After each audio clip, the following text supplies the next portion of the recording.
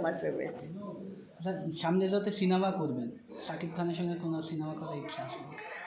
আসলে শাকিব খান হচ্ছে যে শাকিব খানের সাথে আমরা গ্ল্যামারাস খুব নায়িকা দেখে অভ্যস্ত। আমার মনে হয় না যে ঠিক ওই গ্ল্যামারাস চরিত্রে দর্শক আমাকে নিবে।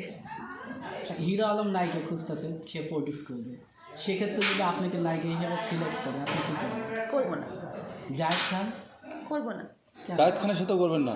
আসলে আমার মুভি করার চিন্তাভাবনা নাই, হ্যাঁ, আর আমি ওনাদের মুভি দেখি নাই, সুতরাং আমার একটু কমেন্ট করে দেওয়াটাই ঠিক হবে।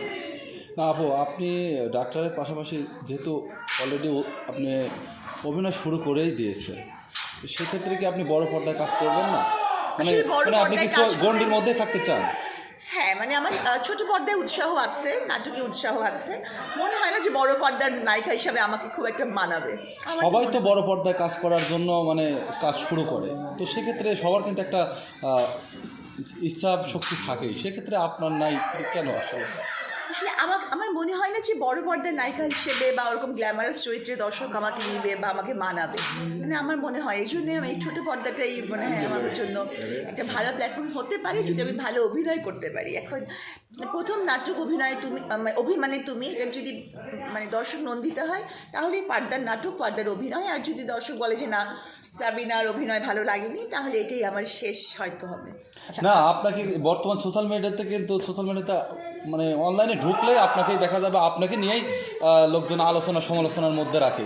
তো অবশ্যই দর্শক কিন্তু আপনাকে পছন্দ করে বিধায় কিন্তু আলোচনা সমালোচনার মধ্যে রাখে। সেক্ষেত্রে কি আপনি কি মানে আপনার ভিতরের ইচ্ছা নাই, যে আপনার ইচ্ছা শক্তি নাই যে আমার ভিতরে এটা আছে, আমি করতে পারবো?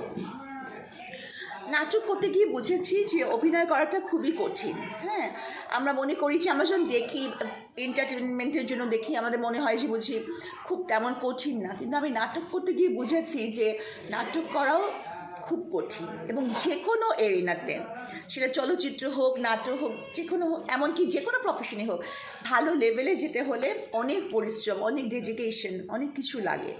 তো আমি যেহেতু আমার মূল ফোকাসটা এখন হচ্ছে যে আমার বন্দিনী, হ্যাঁ, তো আমি এতটা ফোকাস আমার মনে হয় না যে অন্য কিছু দিতে পারবো। আপু অনেক সুন্দর ডান্স করতে পারেন, এই ডান্সগুলো কই থেকে শিখছেন?